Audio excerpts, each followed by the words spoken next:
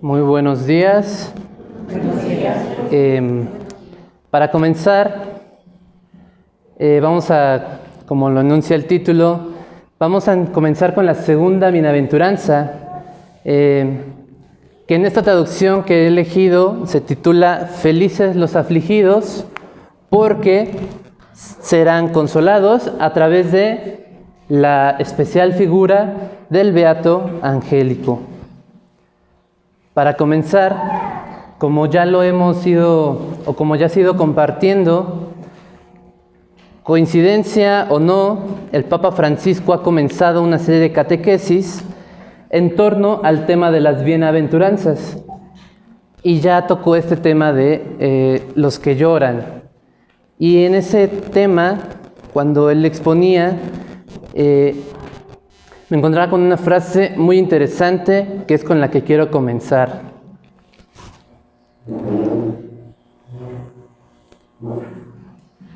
Hay algunos afligidos a los que consolar, pero también hay algunos consolados a los que afligir, ¿no? ¿Y en qué sentido?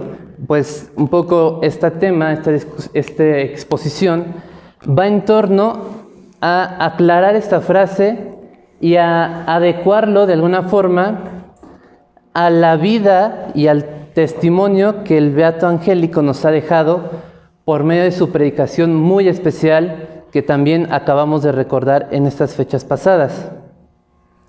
Y para comenzar, pues quisiera dar unos puntos clave, unas ideas previas que me gustaría compartir.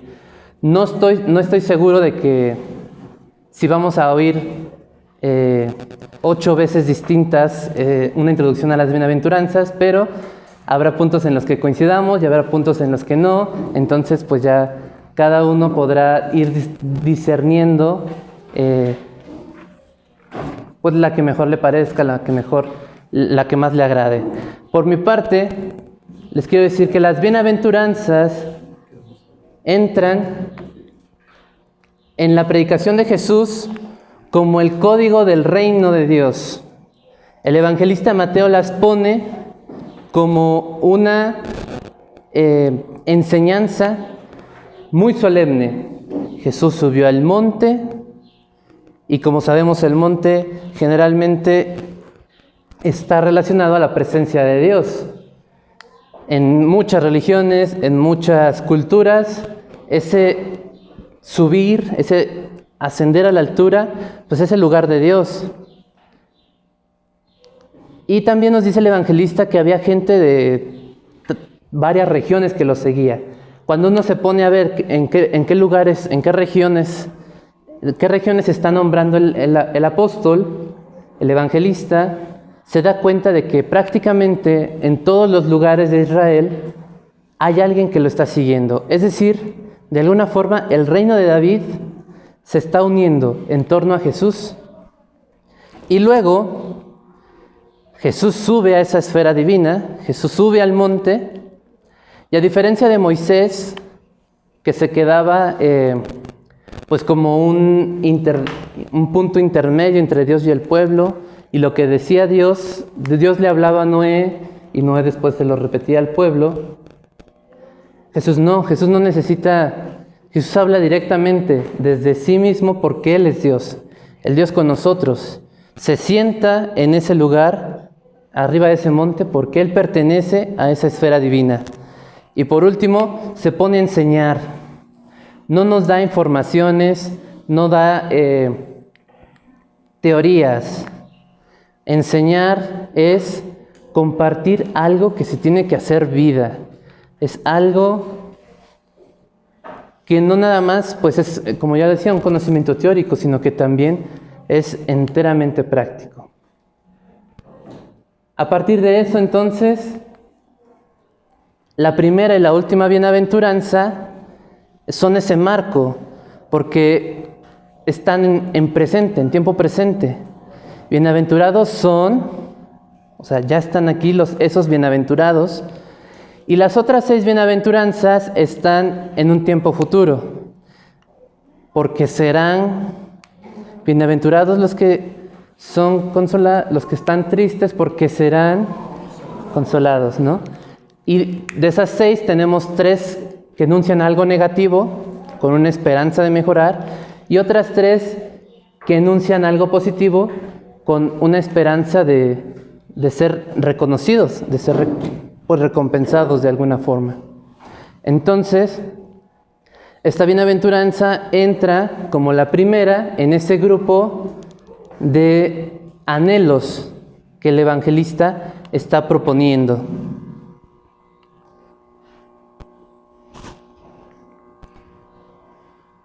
Cuando decimos bienaventurados, como se habrá dicho ya desde la semana pasada, se utiliza una palabra que también se puede decir felices, de la que también se puede decir dichosos y de la que también se puede decir los bien librados.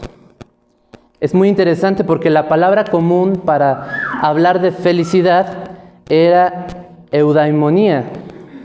Esa felicidad, ¿no? Desde Sócrates, Platón, Aristóteles, estos filósofos, su filosofía, su ética había estado versada o proyectada a buscar eudaimonía, la felicidad del hombre. Porque el término, había otra palabra que también decía felicidad, Makarios. Pero el Makarios, desde tiempo de Homero, solamente se utilizaba para los dioses. Una especie de felicidad eterna, una especie de felicidad que no se agota, ¿no? El mismo Platón habla de Makarios solo para los dioses, solo para la esfera divina. Entonces, que los evangelistas nos hablen de nuestra felicidad como Makarios, porque ellos usan Makarios, Mateo pone Makarios, nos está hablando de una felicidad divina, de que todos entramos o podemos entrar a ser parte de esa felicidad que va más allá de nuestras posibilidades.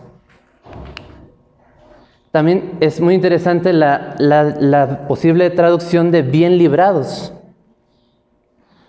En una guerra, en una batalla, pues ibas a poner en riesgo tu vida.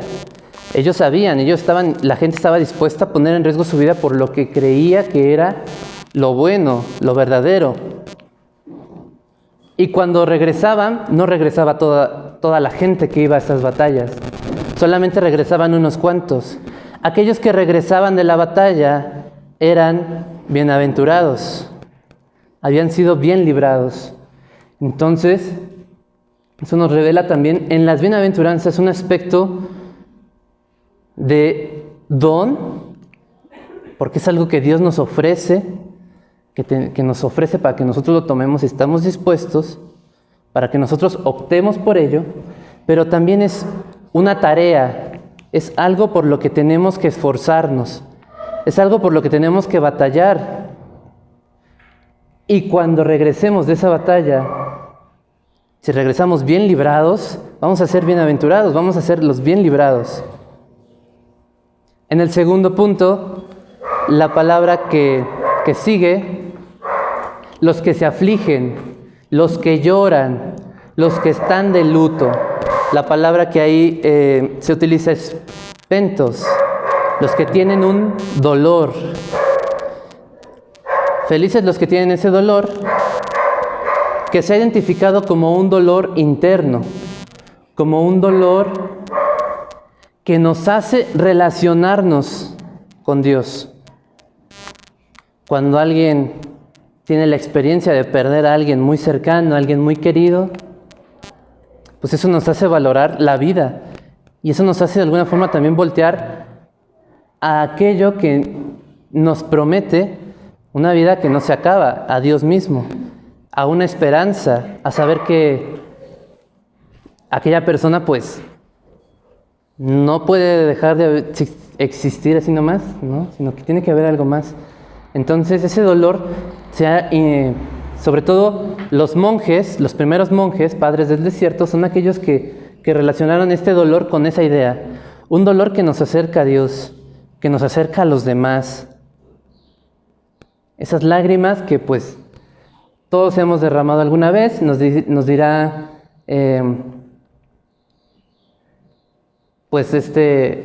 que básicamente existen 3 tipos de lágrimas. Me parece un dato interesante.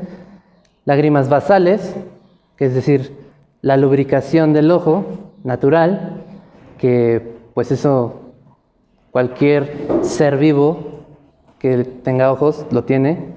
Lágrimas reflejas, que son una reacción a una sustancia o algo que nos entra, pues también, ¿no? Eso es algo que todos tienen. Pero lo que distingue al ser humano es la lágrima emocional.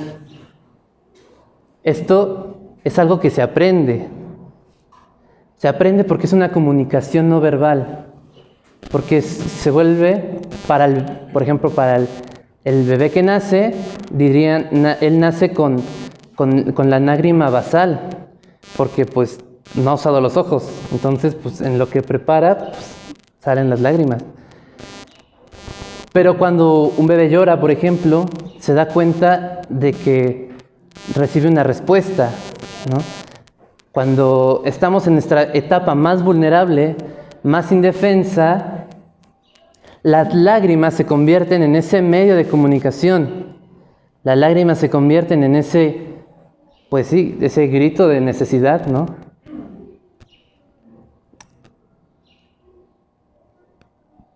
Y entonces, esas lágrimas emocionales las vamos aprendiendo a utilizar y se pueden volver también viciosas. Por eso no cualquier lágrima, no cualquier dolor, nos lo dice los autores, podrá proporcionar el consuelo divino. ¿No? Entonces, ¿qué lágrimas son las que proporcionan el consuelo divino? Porque felices los que lloran, los que se afligen, pero no por cualquier cosa, sino por cosas muy especiales. No por cualquier dolor, sino por dolores muy especiales. En la Escritura, esas lágrimas siempre tienen dos aspectos. Aquel que llora por la muerte, por el sufrimiento de alguien más, o el propio, y aquel que llora por el pecado. Aquel que llora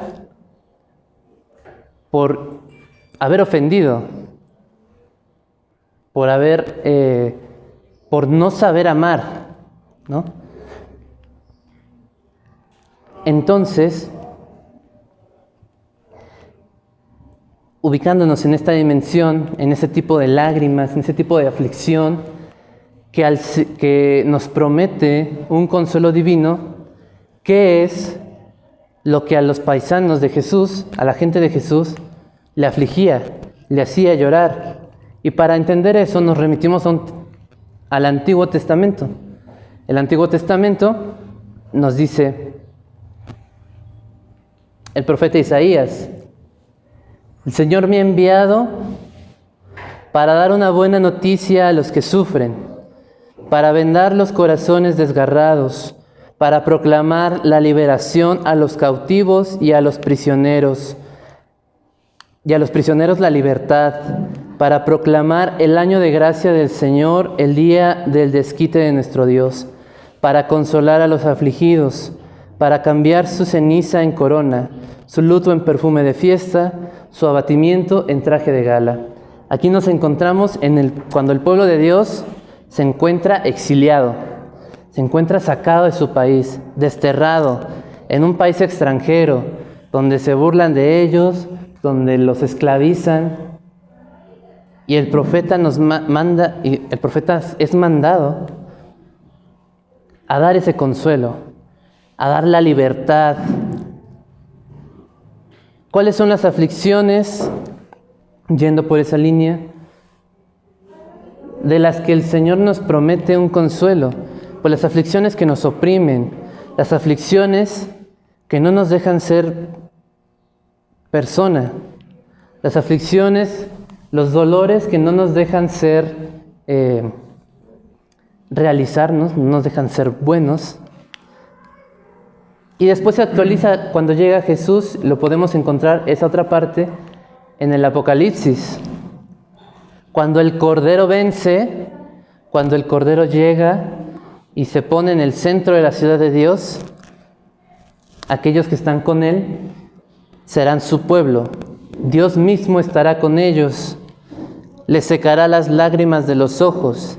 Ya no habrá muerte, ni penas, ni dolor, porque todo lo antiguo ha pasado. Eso que nos provoca las lágrimas, eso que nos provoca un luto de alguna forma, ese dolor, se va renovando en la promesa de que recibirá un consuelo, de que recibirá por parte de Dios, una gracia de paz. Todos queremos librarnos de esa aflicción. Todos buscamos esa felicidad. Entonces, esa felicidad parece ser que en esta cotidianidad que tenemos no es posible. Parece ser que nuestra cotidianidad, en esta realidad, siempre va a haber algo que nos aflija, siempre hay algo que nos tiene, pues que nos mantiene sin poder dar ese salto todo el momento. Y me viene a la mente un ejemplo, ¿no? Pongamos que uno va al estadio a ver a su equipo favorito. A cada quien le ponga. Y va al clásico contra el rival preferido. Y resulta que nuestro equipo gana. Se alza con una victoria contundente, ¿no? Si es fútbol, imagínense, lo deja 8-0, ¿no? Y estamos cantando y todo el mundo feliz, y además éramos locales, entonces todo está a nuestro favor. Y vamos saliendo del estadio cantando, gritando, bailando, todo el mundo se saluda porque todos están felices, se despiden todos de todos. Y cuando llegas a tu coche te das cuenta de que te robaron las llantas. ¿Qué pasó con esa felicidad? ¿Se fue con las llantas?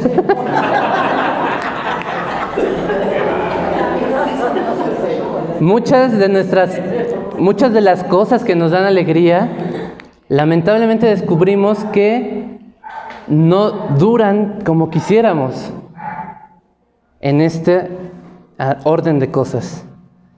Por eso la propuesta de Jesús, acuérdense, está iniciando su ministerio, está subiendo al monte, se está sentando en el lugar divino y está a punto de decir,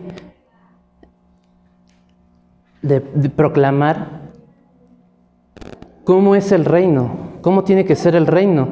Entonces, ese reino es una sociedad nueva, es una sociedad diferente, es otra realidad, pero no es otra realidad celestial, divina.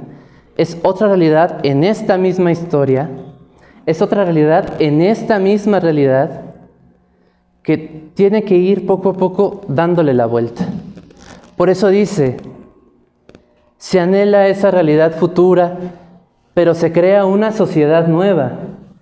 Pues al formarse la comunidad cristiana, al Jesús predicar, Jesús mismo con su vida ya está demostrando que ese reino ya está, con nosotros. Acuérdense, el marco son 2 bienaventuranzas en presente, ya está aquí. Pero ese es el don, la tarea es, los cristianos vamos haciéndolo, vamos imitando a Jesús. Vamos a crear ese espacio donde nos sintamos libres, donde nos sintamos aliviados. Las comunidades cristianas, las primeras comunidades cristianas, realmente fueron ese espacio que fue creando el ambiente de solidaridad, de compartir, de igualdad.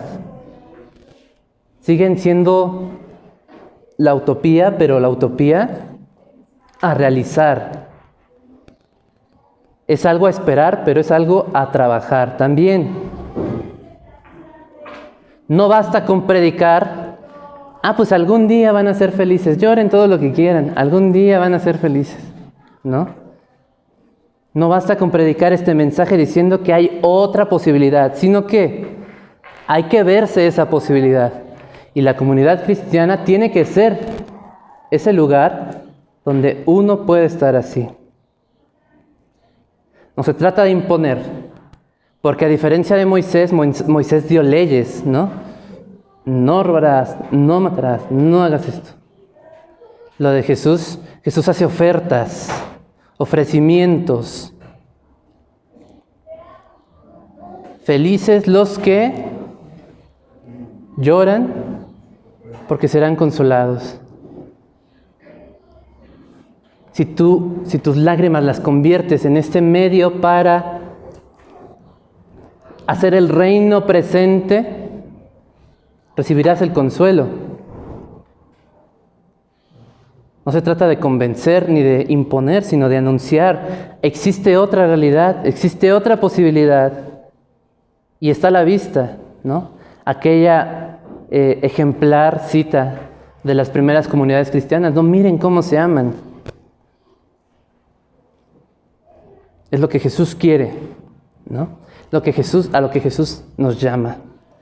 Entonces, hasta aquí, pues, muy resumidamente, esta forma de entender la bienaventuranza, puramente, pues lo podríamos decir como exegética, teológicamente, y vamos a pasar a una segunda parte.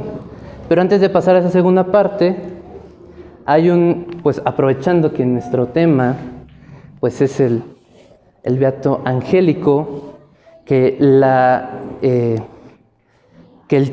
dinámica o que el tinte de esta exposición, pues vamos a recurrir mucho a su obra propiamente. Vamos a ver una pintura de Angélico. Hay por ahí unas preguntitas para que las vayan pensando. Y pues procuremos que este momento sea como de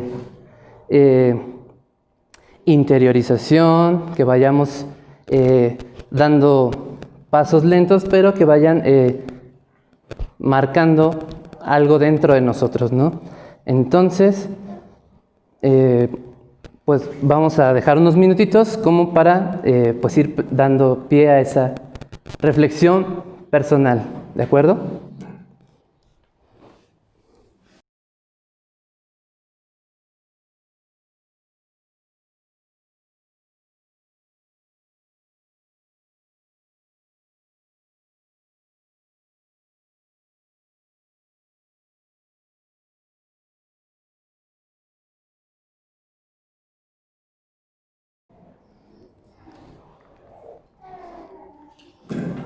Pasamos al siguiente punto, al que he puesto el título de La Santa Predicación como lugar de libertad, porque aquí viene el punto en el que yo encuentro esa conexión entre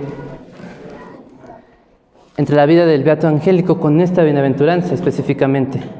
Como sabemos, los conventos de dominicos llegaron a ser llamados la Santa Predicación.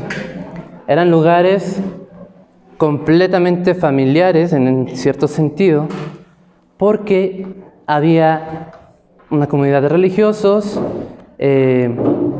una comunidad de seglares, una comunidad ya también se dice de pues relativamente cerca de religiosas. Entonces,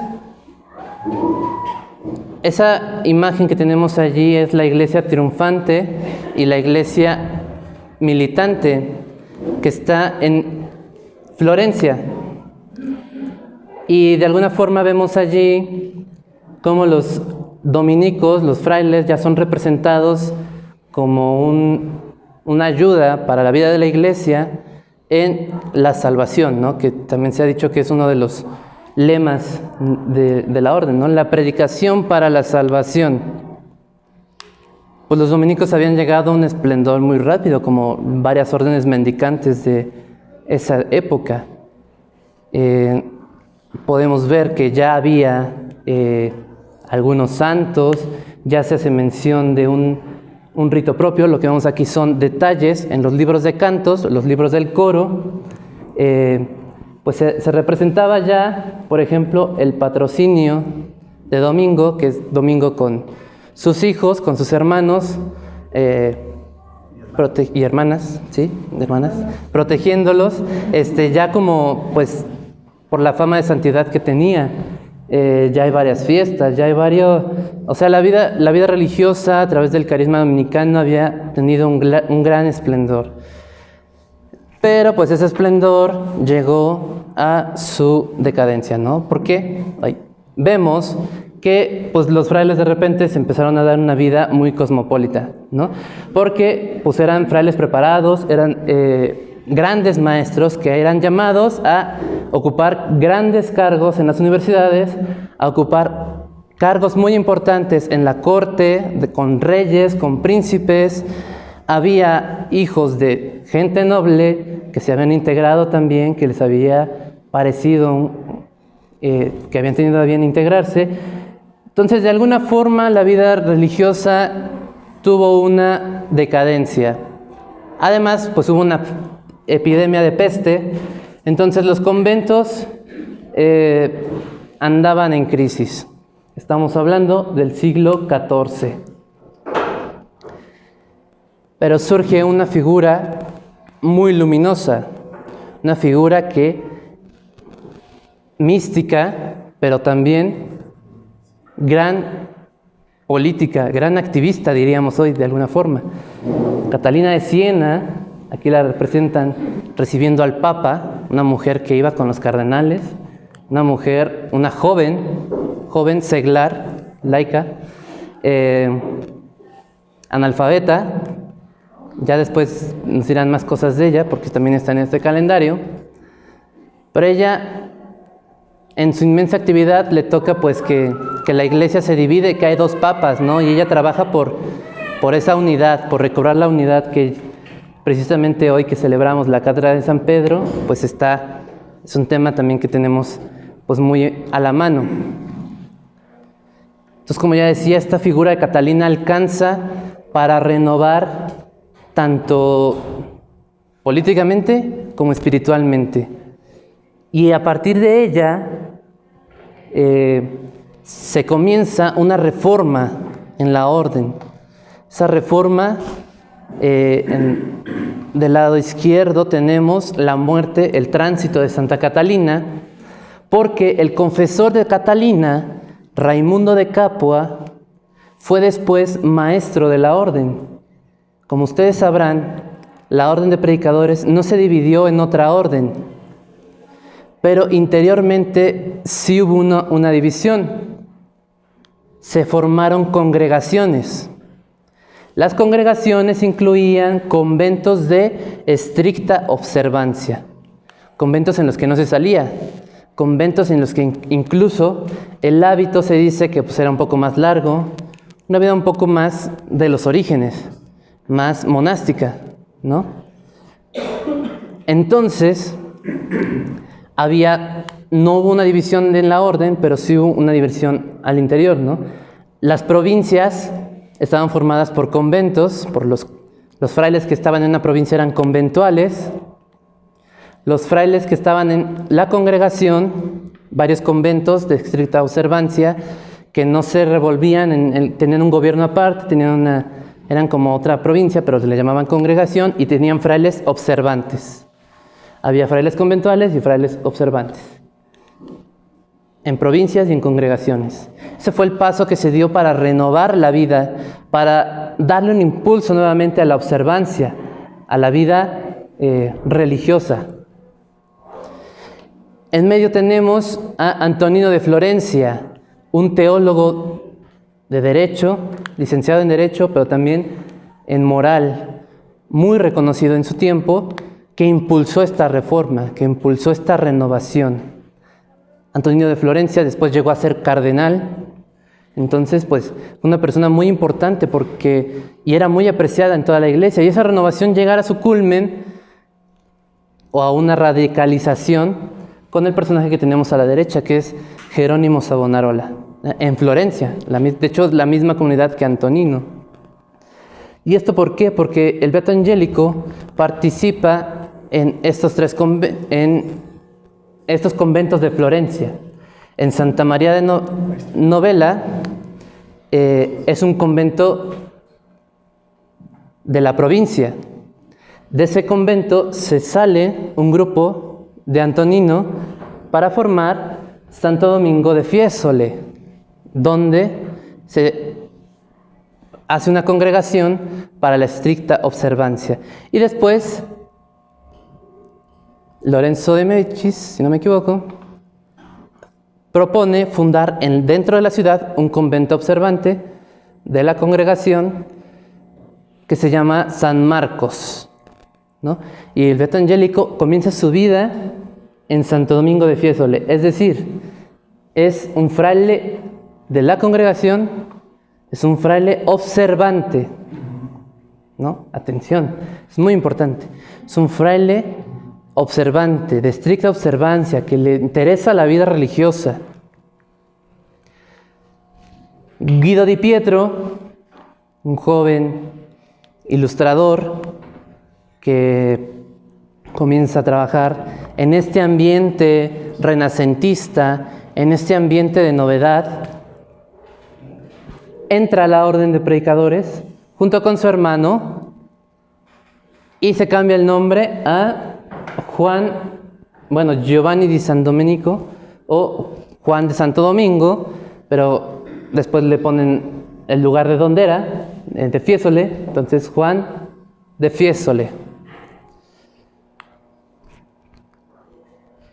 Él había sido alumno de Antonino de Florencia, entonces él también es el que lo llevan a este convento dentro de la ciudad de San Marcos y pide a Angélico, a Juan de Fiesole, que lo ayude con la administración.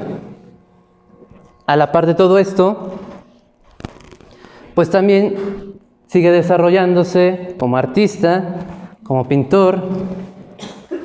Es llamado por el Papa Eugenio, realiza algunos trabajos, regresa para ser prior en Fiesole un periodo, regresa a Roma y allí muere, en Roma.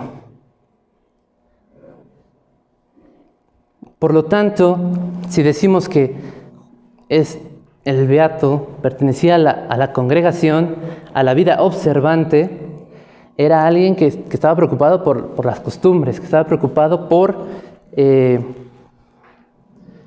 porque la religión, o porque él pensaba que la religión estaba en este ambiente, ¿no? de que había una decadencia. Entonces, para presentar su obra, pues unos puntos a considerar, además que es muy interesante, y pues para darle una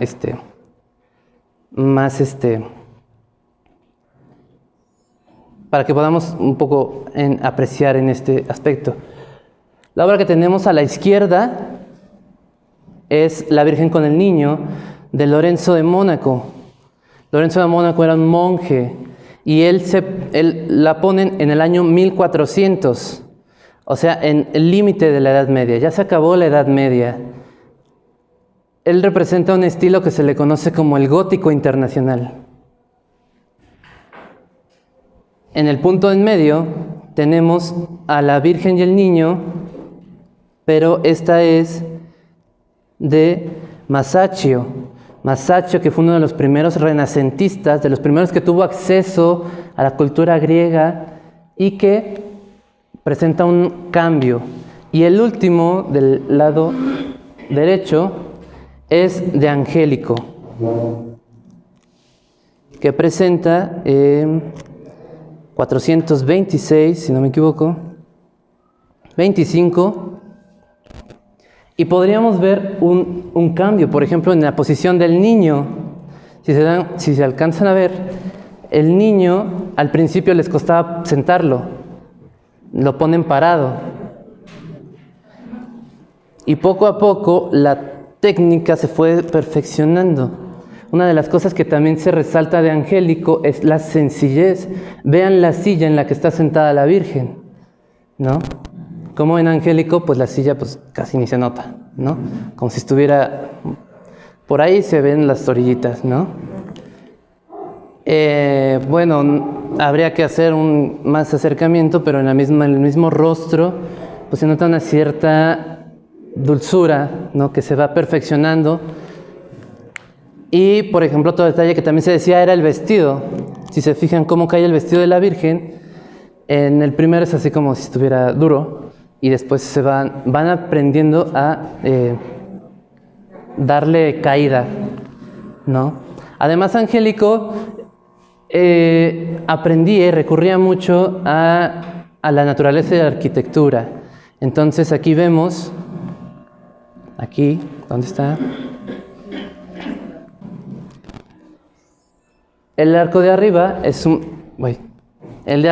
arco, un edificio que se inaugura como enfermería para todos los ciudadanos de Florencia, y coincide con las imágenes que él pone en la Anunciación, con el arco, ¿no?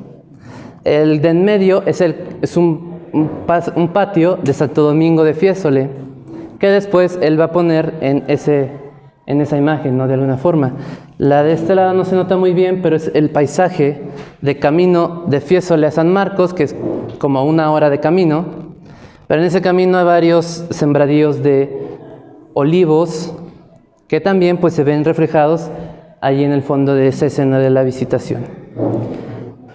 Al tiempo en que el Beato Angélico estaba haciendo pues su vida de religioso, también está ganando un cierto prestigio como artista, tanto que pues digamos que un punto comienza a hacer trabajos, comienza a hacer varias, generalmente eran tablillas, ¿no? Trabajos chicos, y aquí digamos que es ya un reconocimiento general cuando pinta para la capilla de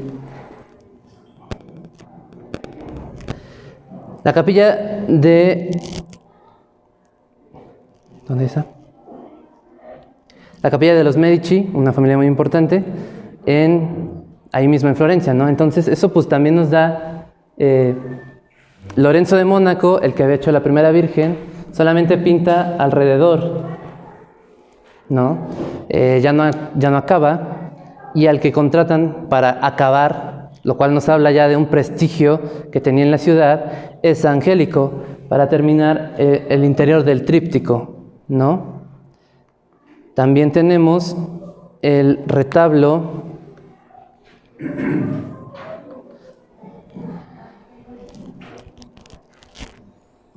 de San Marcos, donde se hace pues el despliegue de la técnica, el despliegue de los recursos, las figuras, y allí tiene que, pues de alguna forma le están pagando por hacer ese trabajo. Entonces tiene que retribuir, ¿no? Y ahí pone en acto todos sus conocimientos. Pero también conocemos, por ejemplo, en esta parte, al interior, él decora las celdas del convento de San Marcos, con estas pinturitas, ¿no? Que también son muy famosas. Entonces, si alguna vez han visto la Anunciación tan famosa, que está Adán y Eva y el ángel y todo ello, por el otro lado tenemos esta misma Anunciación que es más sencilla en un espacio vacío, ¿no? Porque para el interior, para sus hermanos, él propone este arte más austero, más interior, más intimista, ¿no? Pues esta parte que no se puede, que cada uno tiene que completar, ¿no? Por ejemplo, bueno, sí, es como lo vemos en esta imagen, ¿no? Igual, figuras delgadas, figuras más sencillas, ¿no? Al interior del convento. Fuera del convento, ¿qué está pasando? Fuera del convento hay una exploración más radical, ¿no? Por ejemplo, tenemos la Primavera de Botticelli, pues donde hay más, se exhibe también esta búsqueda del Renacimiento, donde el hombre comienza donde se comienza a buscar la autonomía, ¿no? Un camino distinto, un camino en el que de alguna forma no se necesita a Dios, ¿no? Ya no se necesita a Dios. Recordemos que Angélico es observante. Él, pues lo podríamos hasta poner como tradicionalista, en el sentido de que para él Dios o el ser humano no puede andar sin Dios. Aunque va dentro de la misma ola del Renacimiento, él trata de oponer un poco de resistencia a esta idea de separar el arte, inclusive el mismo arte, no para reflejar esa belleza divina, sino para reflejar el talento, para reflejar la habilidad, para reflejar el arte por el arte, ¿no? Para él el arte tiene que reflejar a ese Dios que es bello, que es bueno, que es verdadero. Y eso nos lo enseña Santo Tomás. Santo Tomás nos lo enseña con conceptos filosóficos, con tratados. Fray Angélico trata de enseñárnoslo con su técnica, con sus dibujos, con su pintura. Simplemente como, pues para mencionarlo, para Santo Tomás la belleza es trascendental, requiere integridad o perfección, requiere proporción, armonía, que esté todo bien, con nitidez de color, en claridad, ¿no? Cuando uno, por ejemplo, escucha un instrumento desafinado, pues hasta como que, ay, un momento, ¿qué pasó? Pero cuando está afinado y además hay alguien que pues, lo sabe utilizar muy bien, pues proporciona una armonía, esa integridad, esa perfección, esa claridad, nos va pareciendo agradable, nos va pareciendo bella. La razón humana necesita la luz, necesita ser iluminada por Dios para que entienda. Esto pues es muy de filosofía medieval, pero ¿qué nos quiere decir? Para Santo Tomás, como ya lo decía hace rato, lo bello y el bien son lo mismo, con la sola diferencia de la razón. El bien, pues, es más las actitudes, las conductas. Lo bello es lo que vemos, lo que entra por nuestros sentidos, ¿no? Entonces, por allí también encontramos una pista. Para los frailes observantes, el estudio era muy importante. Entonces tenemos una seguridad de que Angélico estudió a Santo Tomás, ¿no? Y comprendió esta belleza. Entonces, pues por eso también podemos ver que ante un mundo que va cambiando, ante un mundo que se aleja cada vez más de Dios, ante un mundo que cada vez necesita menos a Dios, Angélico toma la opción observante, toma la opción por acercarse y por acercar a través de su predicación, específicamente a través de su obra, a Dios de nuevo, a que Dios no se pierda, a que Dios no se aleje. Esa es una de sus tareas como predicador. Entonces, a él pues se le reconoce ciertamente el nombre o el apodo, sobrenombre de Angélico por sus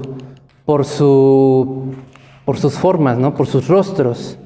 Y se le comienza a llamar beato antes de ser beatificado, ¿no? Se le comienza a llamar beato. Pero acuérdense que beato no quiere decir el santo.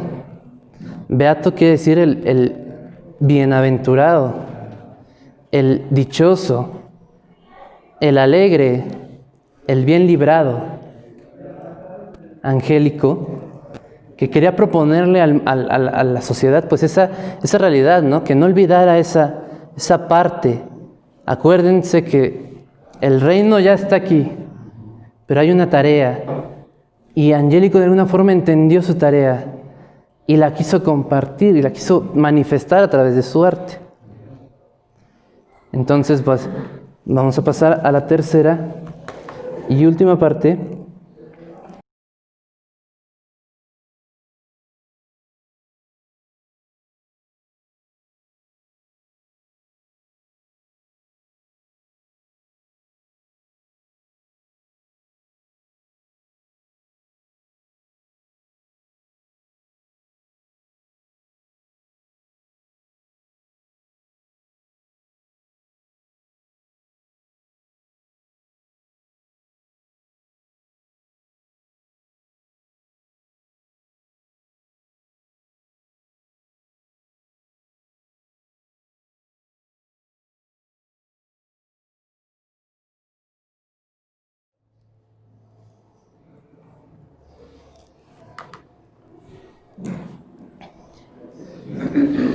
Entonces, después de esto, un detalle, ¿no? O la invitación a la que, a través de este conjuntar aquel mensaje de bienaventuranza, de el reino como tarea que tenemos que trabajar, en el que la comunidad tiene que ser el testigo, el ejemplo de que es posible.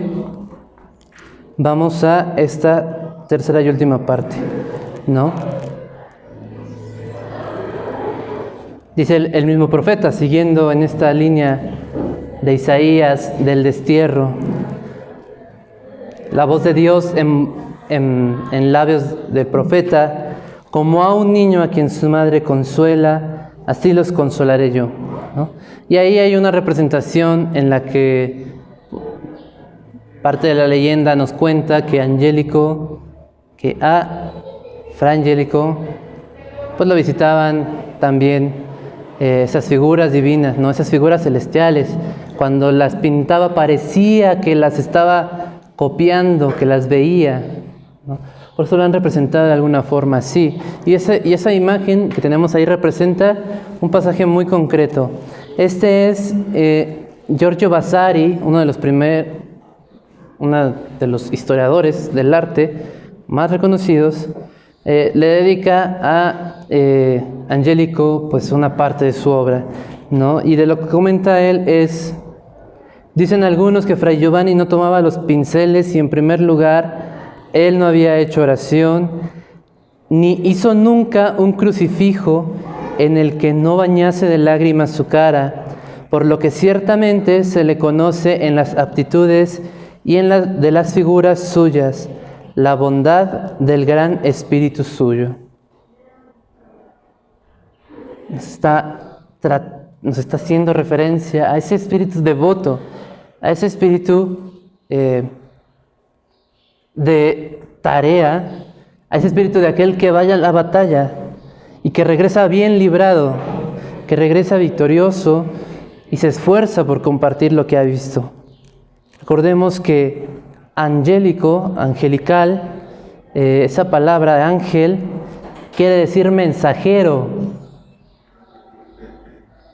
El beato Angélico, jugando con esas palabras, entonces es el mensajero feliz, el buen mensajero, el mensajero bien librado, aquel que nos quiere comunicar, que nos quiere dar en su tiempo, quiere recuperar ese sentido moral de la contemplación. La contemplación, la belleza está unida al bien, está unida a la verdad. Es trascendente, queriendo evitar toda vanidad necesaria. La comunidad tiene que ser eso también. Tiene que mirar al bien, tiene que mirar a lo bello, tiene que mirar a lo verdadero, tiene que saber reconocer la trascendencia de lo que hace de su acción como parte del reino, evitando la vanidad necesaria. Y para terminar, una última obra que para mí es muy significativa. Cuando yo entré al postulantado hace ya 5 años, cuando inicié mi vida en este camino a la vida religiosa, en el cuarto que me tocó ser recibido tenía una pintura de Fra Angelico, Y ahora que he estado investigando todo esto, pues me pareció un detalle muy interesante, ¿no? Coincidencia o no, hemos visto que Angélico, los crucifijos eran tremendos para él. No podía pintarlos sin derramar lágrimas. Entonces, imaginando mucho, pudo haber sido muy representativo para él. Y es muy representativo para mí porque yo, en el cuarto en el que fui recibido, tenía esta imagen, ¿no? Entonces me pareció muy interesante verla y compartirla, ¿no? Porque la participación activa de Santo Domingo en la crucifixión, que es lo que quiere darnos a entender Angélico aquí, pretende ser un estímulo para esos frailes y ahora pues yo creo que para nosotros como personas de fe es el estímulo, y como miembros de la familia dominicana es el estímulo de esa devoción, de esa contemplación, de ese estar a los pies del crucifijo, pero que no se queda quieta, que no se queda esperando el futuro, sino que también es predicadora, es mensajera. Es muy curioso, algún autor alguna vez leía, todos los dominicos, o muchos dominicos, tienen esa facultad angelical. El ángel del Apocalipsis, Fray Vicente Ferrer. El beato angélico, el doctor angélico, Tomás de Aquino, ¿no? Lo angelical es de nuestra familia, lo angelical es de nosotros.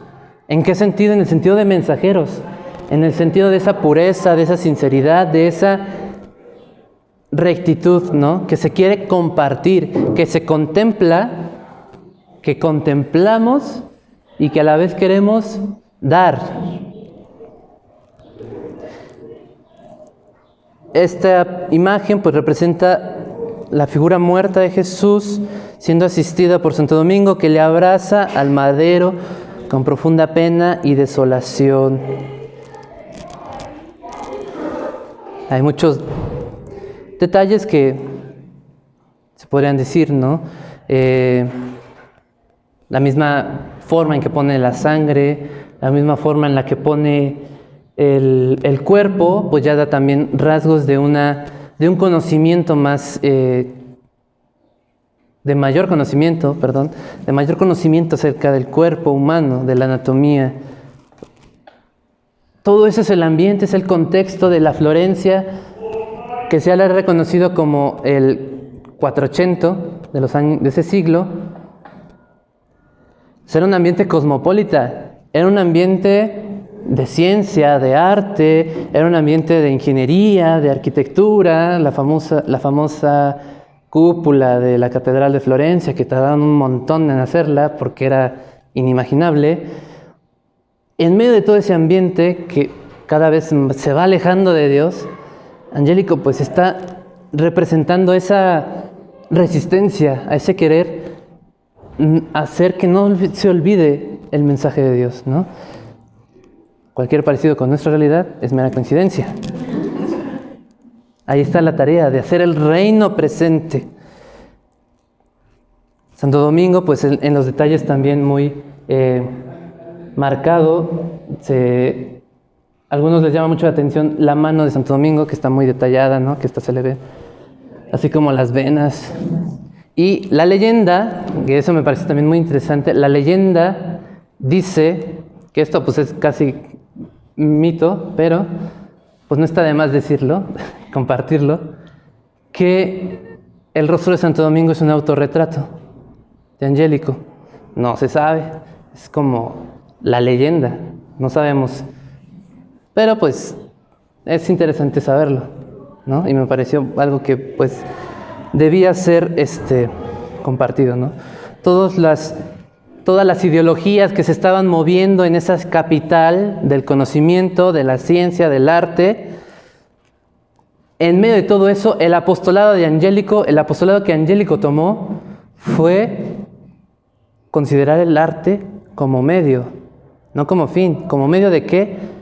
De esa trascendencia, de esa belleza, de ese bien eterno que es Dios. La belleza de lo creado es una prueba de la belleza del Creador.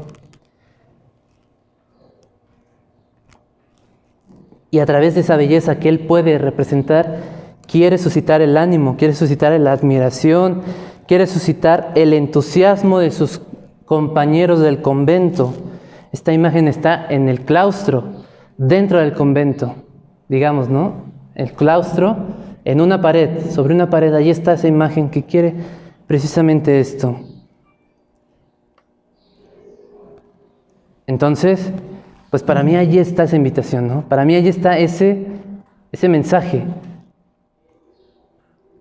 El mismo Angélico era alguien que lloraba cuando tenía que representar esa escena pues tremenda, tan dura como la crucifixión, pero es alguien que llegó a poseer el consuelo, y es alguien que se esforzó en su vida como religioso observante en transmitir ese consuelo, en que el reino futuro se haga presente en medio de nosotros.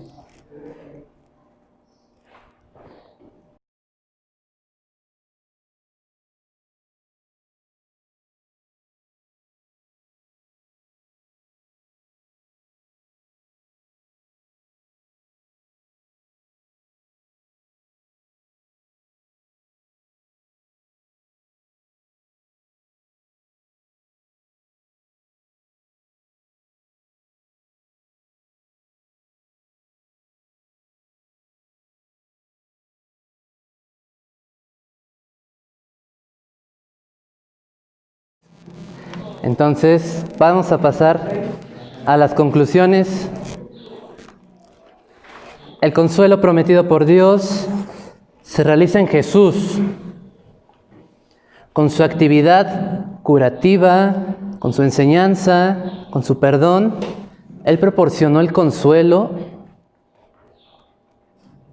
eficaz a las personas de su tiempo, eliminando enfermedades, eliminando posesiones diabólicas, la ignorancia y el pecado.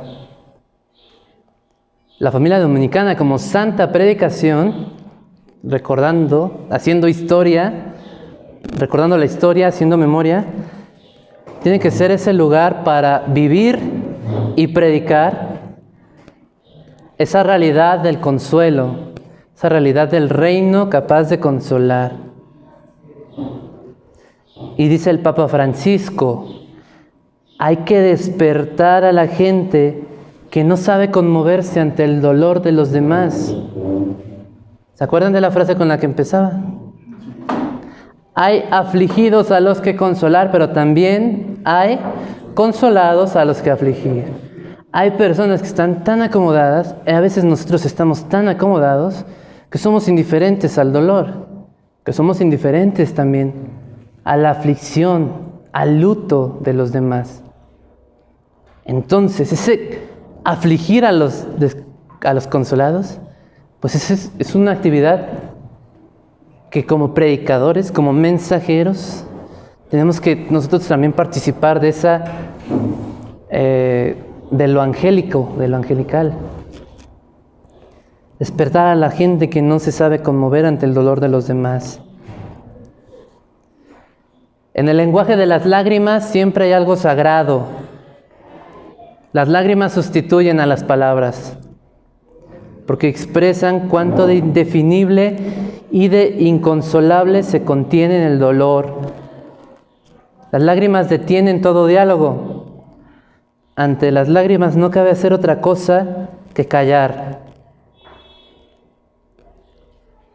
Ustedes que lloran, vengan con este Dios que Él también llora, ¿no?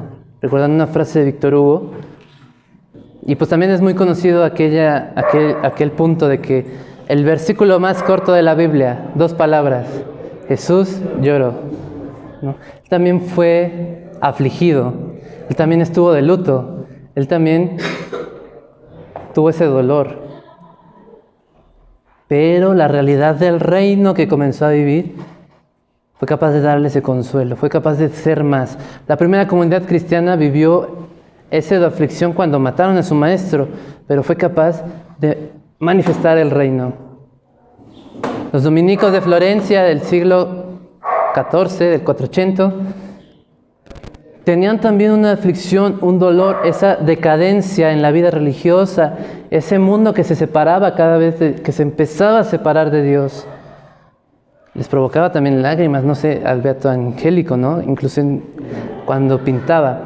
Pero logró impulsar el reino en medio de su sociedad. Nosotros hoy, ¿qué cosas nos afligen? ¿Qué cosas afligen a la humanidad? Para que entonces nosotros también nos esforcemos por hacer nuestra tarea.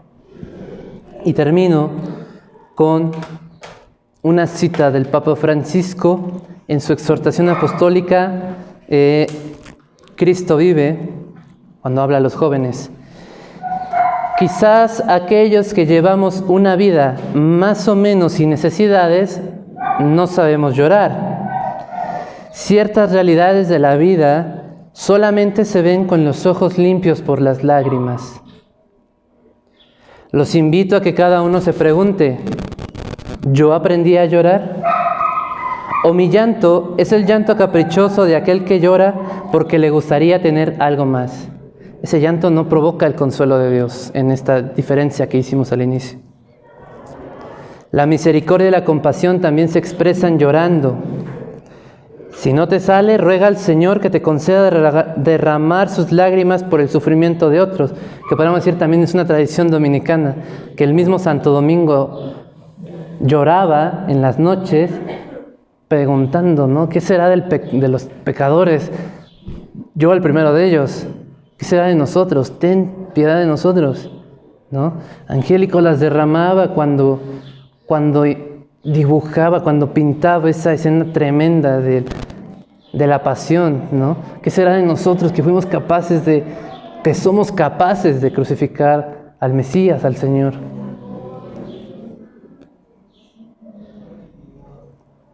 Cuando sepas llorar, entonces sí serás capaz de hacer algo de corazón por los demás. Muchas gracias.